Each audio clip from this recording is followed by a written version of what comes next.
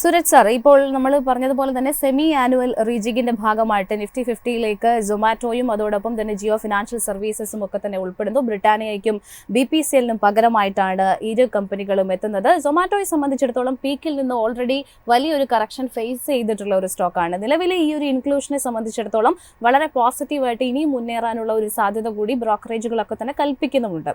സൊമാറ്റോയെ സംബന്ധിച്ചിടത്തോളം സാറിന്റെ ഒരു വ്യൂ എങ്ങനെയാണ്? ജാസ്മിൻ, ഇതിൽ തീർച്ചയായിട്ടും ഒരു റീജിഗ് വരാൻ നേരത്ത് so and so capital allocation, അതായത് അഡീഷണൽ ആയിട്ട് ഇത്രയും ക്യാപിറ്റൽ അലോക്കേറ്റ് ചെയ്യാന്ന് പറഞ്ഞാൽ മാർക്കറ്റിൽ സ്വാഭാവികമാണ്. അത് ഏത് സ്റ്റോക്ക് ആണെങ്കിലും, ഇപ്പോൾ സൊമാറ്റോ അല്ല ജിയോ അല്ല, ആര് അഡീഷൻ വന്നാലും ആര് പുറത്തോട്ട് പോയാലും ഒരു സെല്ലിംഗ്, പുറത്തോട്ട് പോകുന്നവരിൽ എക്സ്ക്ലൂഡ് ചെയ്യുന്നവരെ ഒരു സെല്ലിങ്ങും ഇൻക്ലൂഡ് ചെയ്യുന്നവരിൽ ഒരു ബൈയിങ്ങും വരുന്നത് സർവ്വസാധാരണം. അത് മാർക്കറ്റ് കണ്ടീഷൻ ഒന്നും വലുതായിട്ട് ബാധിക്കുന്ന കാര്യമില്ല. അതൊരു അലോക്കേഷനാണ്. കാര്യം ഫണ്ടുകളുടെ അലോക്കേഷനിൽ അത് കറക്റ്റായിട്ട് അലോക്കേറ്റ് ചെയ്ത് പോകും. ബട്ട് നമ്മളെന്നും കാര്യം ഈ പറഞ്ഞാൽ this will not make any friends with me. ഞാനൊരു ഫണ്ടമെന്റൽ ട്രഡീഷണൽ ആയിട്ടുള്ള ഒരു ഇൻവെസ്റ്ററാണ്, അല്ലെങ്കിൽ ഒരു മാർക്കറ്റ് റീഡറാണ്. എൻ്റെ വയസ്സുകൊണ്ടും എൻ്റെ മാർക്കറ്റിലെ ഏതാണ്ട് 20-25 കൊല്ലത്തെ ഇൻവോൾവ്മെന്റ് കൊണ്ടും ഇതിൽ ഞാൻ പറയുമ്പോൾ ഒരിക്കലും ആൾക്കാർക്ക് ഇഷ്ടപ്പെടില്ല. ഞാൻ അല്ലെങ്കിലും ഈ രണ്ട് കമ്പനിയിൽ ഒട്ടും ഓപ്റ്റിമിസ്റ്റിക് അല്ല, അതിൻ്റെ ബിസിനസ്സിലല്ല, അതിൻ്റെ വാല്യുവേഷനില്ല. കാര്യം ഇന്ന് ഇന്ത്യൻ മാർക്കറ്റ് ഫേസ് ചെയ്യുന്ന പ്രോബ്ലം എന്തായിരിക്കും അറിയോ? അതായത് ഇൻവെസ്റ്റേഴ്സ് ഫേസ് ചെയ്യുന്ന പ്രോബ്ലം, അവർ ഒരു കാര്യം ഇൻവെസ്റ്റ് ചെയ്യാൻ പോകുന്നതിന്റെ മാനദണ്ഡം എന്തായിരിക്കും അറിയോ? കമ്പനി ഈ ജിയോ ഫിനാൻഷ്യൽസിന് ശരിക്കും പറഞ്ഞ ഒരു ബിസിനസ് മോഡൽ പോലും ആയിട്ടില്ല, ഒരു പ്രോഫിറ്റ് പോലും ആയിട്ടില്ല.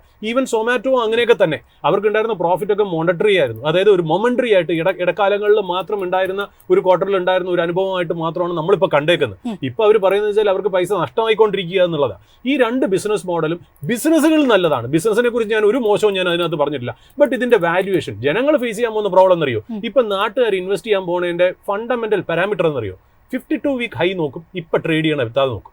അതിൽ നിന്ന് ഏതാണ്ട് 30%, 4% വന്നിട്ടുണ്ടെങ്കിൽ നമ്മൾ ഓൾറെഡി തീരുമാനിച്ചു കഴിഞ്ഞു അത് ഇതായിന്ന്, ഏതാണ് മറ്റേ ചീപ്പായിന്ന്. അത് 52 വീക്ക് ഹൈ പോയപ്പോഴും അതിനകത്ത് പ്രോഫിറ്റ് ഇല്ല, 52 വീക്ക് ലോയിൽ വന്നപ്പോഴും അതിനകത്ത് പ്രോഫിറ്റ് ഇല്ല, ഇപ്പം നിൽക്കണേലും പ്രോഫിറ്റ് ഇല്ല. അപ്പോൾ പിന്നെ ഇതിൽ എന്താ വ്യത്യാസം എന്ന് എനിക്ക് മനസ്സിലായിട്ടില്ല. അത് എൻ്റെ ഒരു കൺസർവേറ്റീവ്സ് ആയിരിക്കാം, ഞാൻ തെറ്റിക്കോട്ടെ എന്നാണ് പറയുന്നത്. കാര്യം വെച്ചാൽ ഞാൻ തന്നെ ഇതേ ചാനലിൽ ഗസ്റ്റായിട്ട് വന്നിരുന്ന സമയത്ത് 2-3 കൊല്ലം മുമ്പേ ഞാനത് 45-50 രൂപയ്ക്ക് നല്ല ബിസിനസ് മോഡലായിരുന്നു, അത് ഏതാണ്ട് ബോട്ടമായി, ഇനി അവിടുന്ന് സ്കെയിലപ്പ് ചെയ്ത് വരണമെന്ന് വിശ്വസിച്ച സെയിം ആൾ തന്നെയാണ് ഞാൻ ഈ പറയുന്നത്. അതായത് ഇത് ബിസിനസ് മോശമാണെന്നല്ല, എല്ലാത്തിനും ഒരു വാല്യൂ ഉണ്ട് അല്ലേ? ഇപ്പോൾ ഒരു 10 ലക്ഷത്തിൻ്റെ കാറ് നമുക്ക് 50 ലക്ഷത്തിന് മേടിക്കണം എന്ന് പറഞ്ഞാൽ അതിന് വാല്യൂ ഉണ്ടോ? ഇല്ല. 10 ലക്ഷത്തിൻ്റെ കാറ് 1 രൂപ ഡിസ്കൗണ്ട് കൂട്ടിയാലും നമ്മൾ അതൊരു വാല്യൂ ബൈ ആയിട്ടാണ് നമ്മൾ കണക്കാക്കുന്നത്. അതേപോലെ സൊമാറ്റോ എന്ന് പറയുന്ന ഷെയറും അങ്ങനെ തന്നെയാണ്. സൊമാറ്റോ നല്ല ബിസിനസ്സാണ്, അതിന് നല്ലൊരു വാല്യൂ ഡിസ്കൗണ്ടഡ് പ്രൈസിൽ കിട്ടണം എന്നാണ് നമ്മൾ ആഗ്രഹിക്കുന്നത്, അല്ലാണ്ട് ഓവർ വാല്യൂഡ് പ്രൈസിൽ കിട്ടണമെന്ന് നമ്മൾ ഒരിക്കലും ആഗ്രഹിക്കാറില്ല എന്നാണ്. അപ്പോൾ അതാണ് സൊമാറ്റോൻ്റെയും ജിയോ ഫിനാൻസിൻ്റെ കാര്യം. എനിക്ക് ജിയോ ഫിനാൻസിനേക്കാളും ഇഷ്ടമുള്ള ബിസിനസ്സാണ് കേട്ടോ ഈ പറഞ്ഞ പോലെ സൊമാറ്റോ. എങ്കിൽ ഈ രണ്ടിൻ്റെയും വാല്യൂഷൻസ്, ഈ മാർക്കറ്റ് അൾട്ടിമേറ്റ്ലി ഞാൻ ചോദിക്കുന്ന ഒരേ ഒരു കാര്യമുള്ളൂ ജാസ്മിൻ. ഞാൻ ജാസ്മിനോട് തന്നെ ഈ ചോദ്യം ചോദിക്കട്ടെ. ഏതാണ്ട് ഒരു സമയത്ത് ഞാനിത് പലപ്പോഴായിട്ട് ഈ കമ്പാരിസൺ പറയുമ്പോൾ ശരിക്കും പറഞ്ഞാൽ ആപ്പിൾ ടു ആപ്പിൾ കമ്പാരിസൺ തന്നെയാണ്. ഒരു കോൾ കമ്പനിയും ഒരു സൊമാറ്റോ ആയതുകൊണ്ടാവില്ല. ഞാൻ ജാസ്മിൻ എടുത്ത് വയ്ക്കുന്നു 3 ലക്ഷം കോടി, 3 ലക്ഷം കോടി ഉണ്ട് ജാസ്മിന്. ഇപ്പം ഏതാണ്ട് 2,20,000 കോടി, അല്ലെങ്കിൽ 2 ലക്ഷം കോടി എന്ന് വിചാരിക്കുക. സൊമാറ്റോന്റെ മാർക്കറ്റ് ക്യാപ്പ് അതാണ്, അതായത് total number of shares multiplied by ഇന്നത്തെ മാർക്കറ്റ് പ്രൈസ്. അതാണ് ഒരു കമ്പനിയുടെ വാല്യൂ ആയിട്ട് നമ്മൾ പറയുന്നത്. അതാണ് മാർക്കറ്റ് ക്യാപ്പ് എന്ന് പറയുന്ന ടെക്നിക്കൽ ടേം. ആ കാശ് ഞാൻ തരുന്നു എന്ന് വിചാരിക്കുക, ഒരു ഹൈപ്പോത്തറ്റിക്കലാണ്, ജനങ്ങളുടെ പ്രേക്ഷകരുടെ അറിവിന് 2 ലക്ഷം രൂപ തന്നാൽ 2 പാത്രത്തിൽ 2 ടൈപ്പ് സാധനങ്ങളുണ്ട്. ഒന്നിൽ കടമുള്ള കമ്പനി, അല്ലെങ്കിൽ പോട്ടെ 36 കോടി പ്രോഫിറ്റ് എന്ന് വിചാരിക്കും. വേറെ ഒരെണ്ണത്തിൽ 18,000 കോടി പ്രോഫിറ്റ്. 18,000 കോടി പ്രോഫിറ്റ് ഉള്ള കടമില്ലാത്ത ഒരു കമ്പനി ഒരു സൈഡിൽ, 36 കോടി രൂപ പ്രോഫിറ്റ് ഉള്ള വേറൊരു കമ്പനി വേറൊരു പാത്രത്തിൽ. ഞാനൊരു 2 ലക്ഷം രൂപ കൈ തന്നു എന്ന് വിചാരിക്കുക, ഏത് മേടിക്കും? ഓഫ് കോഴ്സ് ഡെറ്റ് ഫ്രീ ആയിട്ടുള്ള കമ്പനി തന്നെ മേടിക്കും. അതുപോലെ 18,000 കോടി ഫ്രീ ക്യാഷ് ഫ്ലോ വരുന്ന കമ്പനിയിലെ മേടിക്കുള്ളൂ, ഡിവിഡൻഡ് കൊടുക്കുന്ന കമ്പനിയിലെ മേടിക്കുള്ളൂ. എന്തുകൊണ്ടാണ് മാർക്കറ്റിൽ വരുമ്പോൾ വേറെ ബുദ്ധിയിൽ നമ്മൾ വരുന്നത്? ഈ ഒരു നമ്മളിപ്പോൾ കോൾ ഇന്ത്യയെ കുറിച്ച് അല്ലെങ്കിൽ ഒരു സൊമാറ്റോനെ കുറിച്ചുള്ള കമ്പാരിസൺ ആണ് പറഞ്ഞത്. നമ്മൾ അന്നും പറഞ്ഞു സൊമാറ്റോ ഉണ്ടാക്കുന്ന റവന്യൂവിനെക്കാളും കൂടുതലാണ് ഒരു കൊല്ലം കോൾ ഇന്ത്യ അടയ്ക്കുന്ന ടാക്സ്. ഇതുകൊണ്ട് സൊമാറ്റോ മോശമാണെന്നല്ല ഞാൻ പറയുന്നത്. നമ്മൾ ചെലവാക്കുന്ന പൈസ, നമ്മുടെ കയ്യിൽ ഒരു 100 രൂപ നോട്ടുണ്ടെങ്കിൽ ആ 100 രൂപ വെച്ചാണല്ലോ ഇത് മേടിക്കുന്നത്. എല്ലാത്തിനും കൂടെ മേടിക്കാനുള്ള പൈസ ഇല്ല. അതുപോലെ നമ്മുടെ തലയിൽ ആരും തോക്ക് വെച്ച് പെടുന്നില്ലല്ലോ, നിങ്ങൾ സൊമാറ്റോയിൽ മാത്രമേ ഇൻവെസ്റ്റ് ചെയ്യാവൂ, സൊമാറ്റോയിൽ മാത്രമേ കാശ് കിട്ടുള്ളൂ. വാല്യൂ ബയർ ആയിട്ടുള്ള ഒരാൾ മാർക്കറ്റിലേക്ക് വരുമ്പോൾ എവിടെയാണ് പോസിറ്റീവ്, എവിടെയാണ് ഒരു പോസിറ്റീവ് പോസിറ്റീവ് ക്യാഷ് ഫ്ലോ ഉള്ളത്, എവിടെയാണ് പ്രോഫിറ്റ് ഉള്ളത്, എവിടെയാണ് ഡെപ്റ്റ് ഇല്ലാത്തത്, എവിടെയാണ് ക്വാളിറ്റി ഉള്ളത്, അങ്ങോട്ടേക്കല്ലേ പൈസ വരുള്ളൂ. അത് മാത്രം നമ്മൾ ഇവിടെ വിശേഷിപ്പിച്ചതേ ഉള്ളൂ. ഇത് ജനങ്ങൾക്ക് നെഗറ്റീവ് ആവാനോ ഇതൊരു സെല് ചെയ്യാനായിട്ടോ അല്ലെങ്കിൽ ബൈ ചെയ്യാനായിട്ടുള്ള റെക്കമെൻഡേഷനോ അല്ല. നമ്മുടെ ഡ്യൂട്ടിയാണ് നമ്മൾ ഈ ചെയ്യുന്നത്. അതിന് നിങ്ങൾ ട്രോൾ ചെയ്താലും ശരി, നിങ്ങൾ ഞങ്ങളെ പഴിച്ചാലും ശരി, ഞങ്ങൾ ഇത് പറഞ്ഞുകൊണ്ട് തന്നെ ഇരിക്കും. കാര്യം ഇത് പറയുക എന്നുള്ളത്, കാര്യം ഇതിൽ ഞങ്ങൾ ഈ പറയുന്നത് കൊണ്ട് ഒരു ഇൻവെസ്റ്ററെങ്കിലും ഇത് ഗുണം വരുന്നുണ്ടെങ്കിൽ തീർച്ചയായിട്ടും നമ്മൾ സാറ്റിസ്ഫൈഡ് ആണ്. കാര്യം നമ്മുടെ ഉദ്ദേശം നിങ്ങൾ പൈസ ഉണ്ടാക്കുക എന്നുള്ളത് മാത്രമല്ല, നിങ്ങളുടെ പൈസ സേവ് ചെയ്യാന്നുകൂടെ ഉണ്ട് അല്ലെ. Each and every money saved is money earned എന്നുള്ളത് പറഞ്ഞു വെക്കുന്നു. അത് തീർച്ചയായിട്ടും ഇതൊരു അക്കാഡമിക് പർപ്പസിന് മാത്രം എടുക്കുക. ഇതൊരു റെക്കമെൻഡേഷനായിട്ട് കണക്കാക്കരുത്. ഇത് ഉള്ളിൽ നിന്ന് വരുന്ന ഒരു ഫീലിംഗ് ആണ്. നമ്മളൊരു സ്റ്റോക്കിനോടോ ബിസിനസ്സിനോ ഒരു എതിർപ്പുണ്ടായിട്ടില്ല. എന്നും മാർക്കറ്റ് പ്രൈസ് ചെയ്യാൻ പോകുന്നത് വാല്യൂവിനെയാണെന്നുള്ളത് മനസ്സിലാക്കി തന്നു എന്ന് മാത്രം. ഇന്ന് മാർക്കറ്റിനെ സംബന്ധിച്ചിടത്തോളം ഏറ്റവും അധികം കൺസേൺ നിന്നിട്ടുണ്ടായിരുന്നത് താരിഫ് പ്രശ്നങ്ങൾ തന്നെയാണ്. തീർച്ചയായിട്ടും ഓട്ടോ സൂചികയിൽ അത് ഇമ്പാക്ട് ചെയ്തിട്ടുണ്ട്. ടാറ്റ മോട്ടോഴ്സ് അടക്കമുള്ള പ്രധാനപ്പെട്ട ഓഹരികളിൽ 5% കൂടുതൽ ഇടിവുണ്ടാക്കിയിട്ടുണ്ട്. പക്ഷേ അപ്പോഴും ലാർസൻ ആൻഡ് ട്യൂബ്രോയെ സംബന്ധിച്ചിടത്തോളം ഇന്ന് ഒരു ഗ്ലോബൽ LNG ലീഡറായിട്ടുള്ള ഖത്തർ എനർജിയിൽ നിന്ന് ഒരു അൾട്രാ മെഗാ ഓർഡർ വിന്നാണ് കമ്പനിക്ക് ലഭിച്ചിരിക്കുന്നത്. ഇന്ത്യൻ കമ്പനിക്ക് ഇതുവരെ നൽകിയതിൽ വെച്ച് ഏറ്റവും വലിയ ഒരു ഓർഡർ ആയിട്ടാണ് ഇതിനെ വിശേഷിപ്പിക്കുന്നത്. അതോടൊപ്പം തന്നെ വിപ്രോയിലേക്ക് വരികയാണെന്നുണ്ടെങ്കിൽ ബ്രിട്ടീഷ് ഇൻഷുറൻസ് കമ്പനിയായ ഫീനിക്സ് ഗ്രൂപ്പിൽ നിന്ന് 500 മില്യൺ പൗണ്ടിന്റെ ഒരു 10 വർഷത്തെ സ്ട്രാറ്റജിക് പാർട്ട്ണർഷിപ്പിൽ കൂടി ഈ കമ്പനിക്ക് വന്നു ചേർന്നിരിക്കുകയാണ്. ഇതിന്റെയൊക്കെ ഒരു അടിസ്ഥാനത്തിൽ ഇരു കമ്പനികളുടെ ഓഹരികളും ലാർസൻ ആൻഡ് ട്യൂബ്രോ അതോടൊപ്പം തന്നെ വിപ്രോ തുടങ്ങിയ ഓഹരികളിൽ 1.5% മുന്നേറ്റം നമുക്ക് കാണാനും സാധിക്കുന്നുണ്ട്. ജാസ്മിൻ, ഈ LNTയെ കുറിച്ച് ഞാൻ പറയണമെന്ന് വിചാരിച്ചാൽ നിഖിൽ അത് വളരെ ക്ലിയർ ആയിട്ട് അത് എക്സ്പ്ലെയിൻ ചെയ്ത് കൊടുത്തു എന്നുള്ള കാര്യം. അതൊരു വലിയ ഇമ്പോർട്ടന്റ് ഡീലാണ്. എന്തുകൊണ്ടെന്നറിയോ, പൊതുവെ ഒരു അൺസർട്ടനിറ്റിയുടെ ഇടയിലാണ് LNTയിൽ ബാഗ് ചെയ്തെന്നുള്ളത്. അത് മാത്രമല്ല, ആ കമ്പനിയുടെ ചരിത്രത്തിൽ ഒരു സിംഗിൾ ഓർഡറിൽ കിട്ടാവുന്ന ഏറ്റവും വലിയൊരു ഡീലും കൂടെയാണ്. അത് അവർ ഇതുവരെ ശരിക്കും പറഞ്ഞാൽ $4 ബില്യൺ എന്ന് സോഴ്സസ് പറയപ്പെടുന്നു. ഇതുവരെ എക്സാക്ട് എമൗണ്ട് അറിയില്ല. സോ അത് വളരെ സിഗ്നിഫിക്കന്റ് ആയിട്ടുള്ള ഒരു ഓർഡറാണ്. അതുകൊണ്ട് അത് നമ്മൾ പറയാതെ പോകരുത്. രണ്ടാമത് ഈ വിപ്രോന്റെ കാര്യം, ഈ 5500 കോടിയായിട്ടാണല്ലോ നമുക്ക് ആ ഒരു ഓർഡർ കിട്ടിയിരിക്കുന്നത്. ഇതിന്റെ പ്രത്യേകത എന്താണെന്നറിയോ, അതായത് നമ്മളിപ്പോൾ അടുത്ത കാലത്ത് US നമ്മുടെ ഈ ടാരിഫുകൾ സോഫ്റ്റ്വെയർ സർവീസസ് ഇൻഡസ്ട്രിയെയും കൂടെ ബാധിക്കുമോ എന്നുള്ളൊരു കൺഫ്യൂഷൻ നിലനിൽക്കുന്ന സമയത്ത് ആർട്ടിഫിഷ്യൽ ഇൻ്റലിജൻസ് ആണ് ഇനി ടേക്ക് ഓവർ ചെയ്യാൻ പോകുന്നത് എന്ന് പറയുന്ന കാലഘട്ടത്തിൽ, അല്ലെങ്കിൽ ഈ പറയുന്ന ഡീപ് സീക്ക് വന്നു, ഇനി എല്ലാം ചിപ്പാണ്, സെമി കണ്ടക്ടർ ആണ് എന്നൊക്കെ പറയുന്ന കാലഘട്ടത്തിലാണ് വൺ ഓഫ് ദ ലാർജസ്റ്റ് ഇൻഷുറൻസും കൂടെ ആണല്ലോ ഇവർ ഈ UK മാർക്കറ്റിലെ, അവർ ഈ 5500 കോടിയുടെ പ്രോജക്റ്റ് നമുക്ക് വിപ്രോന് കൊടുത്തത്. അത് വെറും പ്രോജക്റ്റ് അല്ല, അതാണ് പറയണേ. ഈ എന്താ പറയുക, ഈ administration services, payroll management, claims processing എന്നിങ്ങനെ ട്രഡീഷണൽ ആയിട്ടുള്ള ഒരു സോഫ്റ്റ്വെയർ സർവീസസ് ആണ്. ആർട്ടിഫിഷ്യൽ ഇന്റലിജൻസ് ആയിട്ട് വലിയ ബന്ധമൊന്നും അതിനകത്തില്ല. അപ്പൊ ആ ട്രഡീഷണൽ ഇൻഡസ്ട്രിക്കും എക്കണോമിയിലും ഗ്ലോബൽ എക്കണോമിയിൽ റെലവൻസ് ഉണ്ടെന്ന് നമ്മുടെ സോഫ്റ്റ്വെയർസിന് അല്ലെങ്കിൽ സോഫ്റ്റ്വെയർ സർവീസസ് കമ്പനിക്ക് ഓപ്പർച്യൂണിറ്റി ഉണ്ടെന്നും തെളിയിച്ചു തരുന്ന ഒരു ഓർഡർ ആയിട്ട് വേണം നമ്മൾ അതിനെ കണക്കാക്കാൻ. വെറും ഒരു 5500 കോടിയുടെ ഓർഡർ ആയിട്ട് മാത്രം അത് കണക്കാക്കരുത്. So there is still life for the top 5 software companies. നമുക്കത് വാല്യൂബിൾ ആയിട്ടുള്ള ഒരു എന്താ പറയുക, ഒരു ചീപ്പ് വാല്യൂഷനിൽ കിട്ടുകയാണെങ്കിൽ തീർച്ചയായിട്ടും അത് വീണ്ടും ഒരു ബൈ ആയി മാറാം. ഇതൊരു സോളിസിറ്റേഷൻ അല്ല, ഒരു എക്സാമ്പിൾ പറഞ്ഞു എന്ന് മാത്രം. പിന്നെ ഒരു ഇമ്പോർട്ടൻ്റ് ആയിട്ടുള്ള ഒരു കാര്യം നമുക്ക് പറഞ്ഞു വെക്കേണ്ടത്, ഇത് രണ്ടിൻ്റെയും ടെക്നിക്കൽ നമുക്കൊന്ന് അനീഷിൻ്റെ ഇന്ന് അറിയേണ്ടതായിട്ടുണ്ട്. അതുകൂടാതെ AC കമ്പനീസ്, അതായത് ഗവൺമെന്റ് ഇപ്പോൾ ആലോചിക്കുന്നതെന്നറിയോ, അതായത് എനർജി എഫിഷ്യൻസിക്ക് വേണ്ടി നമ്മുടെ വീടുകളിലോ ഓഫീസുകളിലോ യൂസ് ചെയ്തിരുന്ന 8 കൊല്ലത്തിൽ കൂടുതൽ പഴക്കമുള്ള AC നമ്മൾ കൊടുത്തിട്ട് എക്സ്ചേഞ്ച് ചെയ്ത് റീപ്ലേസ് ചെയ്ത് എടുക്കുകയാണെങ്കിൽ തീർച്ചയായിട്ടും അതിനൊരു ഇൻസെന്റീവ് തരാനതിനെ കുറിച്ച് ഗവൺമെന്റ് ആലോചിക്കുന്നു എന്നുള്ള. ഇൻഡസ്ട്രി പ്ലെയേഴ്സ് ആയിട്ടുള്ള LG, Samsung, Voltas, blue star അല്ലെങ്കിൽ ഹാവൽസ് അല്ലെങ്കിൽ ഗോദ്രേജ് ഒക്കെ ആയിട്ടൊക്കെ ഒരു ഡിസ്കഷൻ അവർ നടക്കുന്നുണ്ട്. അപ്പോൾ ഈ സ്റ്റോക്കുകൾക്കും ചിലപ്പോൾ ഒന്നാമത് ഈ ബ്ലൂ സ്റ്റാർ 52 വീക്കിന്റെ ഹൈയിൽ അടുത്ത് നിൽക്കുന്ന, അതുപോലെ സമ്മർ സീസൺ വരുമ്പോഴത്തേക്കും ഇതിനൊരു ടെയിൽ വിൻഡ് ഉണ്ട് നമ്മൾ എപ്പോഴും പറയാറുണ്ടല്ലോ, ഒരു പോസിറ്റിവിറ്റി നമ്മൾ എപ്പോഴും കാണാറുണ്ട്. അപ്പോൾ അതിൻ്റെ കൂടെ ചേർത്ത് വെച്ച് പറഞ്ഞു എന്ന് മാത്രം. അതാണ് അതിൻ്റെ ഒരു പ്രത്യേകത എന്ന് പറയുന്നത്. പിന്നെ നമ്മൾ നോക്കേണ്ട ഒരു പോയിന്റ് എന്ന് വെച്ചാൽ, ബിഫോർ അനീഷിന് പോണതിന് മുമ്പേ പ്രേക്ഷകരുടെ അറിവിലേക്ക് വേണ്ടിയിട്ട് അല്ലെങ്കിൽ ഇൻവെസ്റ്ററിന്റെ അറിവിലേക്ക് വേണ്ടി ഗോൾഡ്മാൻ സാക്സ് ഇന്നലെ മിനിങ്ങാന്ന് ഒരു റിപ്പോർട്ട് ഇറക്കിയിട്ടുണ്ട്. ആ റിപ്പോർട്ടിൽ പറയുന്ന പ്രത്യേകത എന്നറിയോ, അതായത് ബൈ 2050 ഇന്ത്യ 3rd ലാർജസ്റ്റ് എക്കണോമിയായി മാറും. ഇത് വളരെ സർപ്രൈസിംഗ് ഒന്നുമില്ല, നമ്മൾ ആദ്യമായിട്ടൊന്നുമില്ല സംസാരിക്കുന്നത്, പലപ്പോഴായിട്ട് സംസാരിച്ചിട്ടുണ്ട്.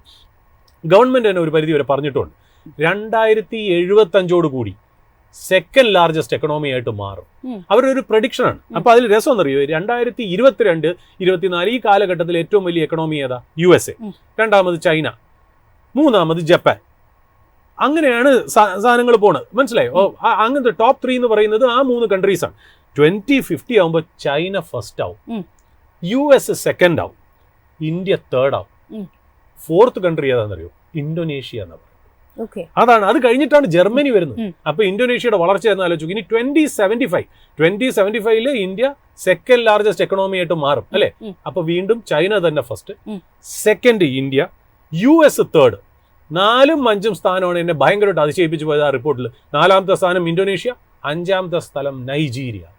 ഇത് രണ്ടും, അതായത് നൈജീരിയയുടെ എനിക്ക് തോന്നുന്നു 0.47 ട്രില്യൺ ആണ് അവരുടെ എക്കണോമി ഇപ്പോൾ. അത് ഏതാണ്ട് 13 ട്രില്യണിലേക്ക് മാറും എന്നാണ്. ജർമ്മനി 8.1 ട്രില്യണേ അപ്പോൾ ആവുള്ളൂ എന്നാണ് ഗോൾഡ്മാൻ സാക്സ് പ്രെഡിക്റ്റ് ചെയ്യുന്നത്. നമുക്കറിയില്ല, ഇതൊരു പ്രഡിക്ഷൻ മാത്രമാണ്. ഇതൊക്കെ ഒരു വെൽക്കം പോസിറ്റീവ് ന്യൂസ് ആണ് നമുക്ക് മാർക്കറ്റിനെ സംബന്ധിച്ചോളം. അതുകൂടാതെ ഒരു ടോപ്പ് 10 സ്റ്റോക്സും കൂടെ പറയുന്നുണ്ട്. അതായത് ഒരു ആവറേജ് എല്ലാം കൂടെ ചേർത്ത് ഒരു 23% റിട്ടേൺ ഉണ്ടാക്കുന്ന ഒരു പോർട്ട്ഫോളിയോ.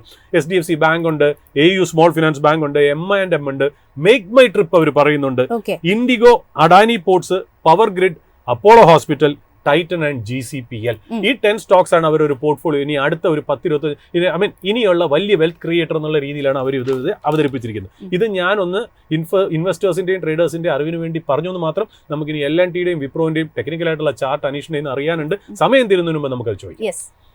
അനീഷ് സാർ, നമ്മളിപ്പോൾ സംസാരിച്ചതുപോലെ തന്നെ ഈ വലിയ അനിശ്ചിതാവസ്ഥകളൊക്കെ തന്നെ നിലനിൽക്കുന്ന സമയത്ത് IT മേഖലയിലേക്ക് കൂടുതലായിട്ട് അത്തരത്തിൽ US-ന്റെ തീരുമാനങ്ങൾ ബാധിക്കാനുള്ള സാഹചര്യം നിലനിൽക്കുന്നു. പക്ഷേ അപ്പോഴാണ് വിപ്രോയെ സംബന്ധിച്ചിടത്തോളം വലിയ രീതിയിലുള്ള ഒരു കരാർ, ഒരു നേട്ടമൊക്കെ വന്നു ചേരുന്നത്.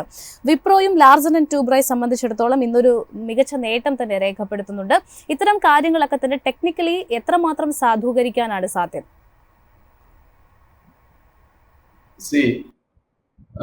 വിപ്രോയില് ഒരു വലിയൊരു മൂവ്മെന്റ്സ് കഴിഞ്ഞു. വളരെ ഷോർട്ട് ടൈം ചാർട്ട് നോക്കുകയാണെങ്കിൽ വലിയൊരു മൂവ്മെന്റ്സ് കഴിഞ്ഞു. ഏകദേശം ഒരു കറക്റ്റീവ് ആക്ഷൻസ് വന്നിട്ട് ആ സ്റ്റോക്ക് അവിടെ റെസ്റ്റ് ചെയ്യുകയാണ്.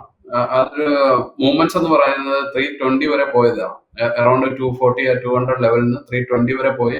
അതിനുശേഷം ഒരു കറക്റ്റീവ് ആക്ഷൻ 50ലേക്ക് വന്നു. ദെൻ 270 ആ ലെവലിൽ ഇപ്പൊ തന്നെ ട്രേഡ് ചെയ്യുന്നുണ്ട്. ഒരു കറക്റ്റീവ് ആക്ഷൻസ് കഴിഞ്ഞു. ഇനി എന്തെങ്കിലും ഒരു മൂവ്മെന്റ്സ് അല്ലെങ്കിൽ ഒരു ന്യൂസ് പോസിറ്റീവ് കിട്ടുകയാണെങ്കിൽ തീർച്ചയായിട്ടും അത് മുകളിലോട്ട് പോകാനുള്ള സാധ്യതയുണ്ട്.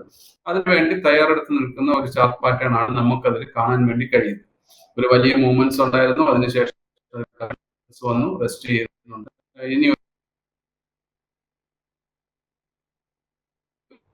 ഒരു ട്രേഡേഴ്സിന് അല്ലെങ്കിൽ short timers as well as ഒരു ലോങ് ടൈമിന് ഒക്കെ എൻട്രൻസ് ചെയ്യാവുന്ന ഒരു ചാർട്ട് പാറ്റേൺ ആയിട്ടാണ് ഇപ്പോൾ നമുക്ക് കാണാൻ പറ്റുന്നത്. ഇമ്മീഡിയറ്റ് പറയുകയാണെങ്കിൽ 250 ആണ് നമുക്ക് ഇമ്മീഡിയറ്റ് പറയാൻ പറ്റുന്ന ഒരു സപ്പോർട്ട് ലെവലായിട്ട് ഇവിടെ ആക്ട് ചെയ്യുന്നത്. ദെൻ ഈ സ്റ്റോക്സിൽ അഗൈൻ അടുത്തൊരു 320ലേക്ക് പോകാനുള്ള സാധ്യത ഉണ്ട്. ഇനി അതിന് മുകളിലും പോകാനുള്ള ഷോർട്ട് ടൈമിൽ ഈ സ്റ്റോക്സിൽ വേണ്ടി കഴിയുന്നത്.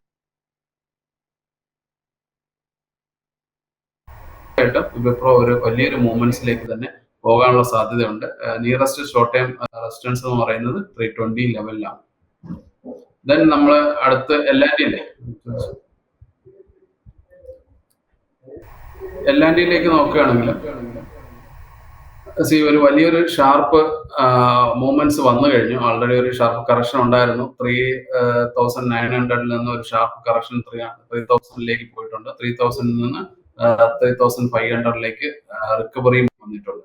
ദെൻ ഇനി ഇതിൽ നിന്ന് ഒരു ചെറിയൊരു റെസിസ്റ്റൻസ് പോയിന്റ് ആണ് ഇപ്പോൾ ഇവിടെ ആക്ട് ചെയ്യുന്നത്. വലിയ പോസിറ്റീവ് ന്യൂസ് വന്നെങ്കിലും ഇപ്പോൾ ഉള്ള ഒരു മൂവ്മെന്റ്സ് എന്ന ചെറിയൊരു പ്രോഫിറ്റ് ബുക്കിംഗ് വരാനുള്ള സാധ്യതയാണ് കാണുന്നത്. കാരണം മാർക്കറ്റ് ഓൾറെഡി ഇത് എക്സ്പെക്ട് ചെയ്തിരുന്നു എന്നാണ് നമുക്ക് ഇതിൽ നിന്ന് അനുമാനിക്കാൻ വേണ്ടി കഴിയുന്നത്. കാരണം അത് 3000 നിന്ന് ഒരു വലിയൊരു ഷാർപ്പായിട്ടുള്ള മൂവ്മെന്റ്സ് ആണ് പോസിറ്റീവ് സൈഡിലേക്ക് വന്നിരുന്നത്. ആൾറെഡി ഇത് മാർക്കറ്റ് എക്സ്പെക്ട് ചെയ്തിരുന്നത് കൊണ്ടായിരിക്കാം ആ വലിയൊരു മൂവ്മെന്റ്സ് വന്നിരുന്നത്. 500 പോയിന്റ്സിന്റെ ഒരു മൂവ്മെന്റ്സ് ഉണ്ട്.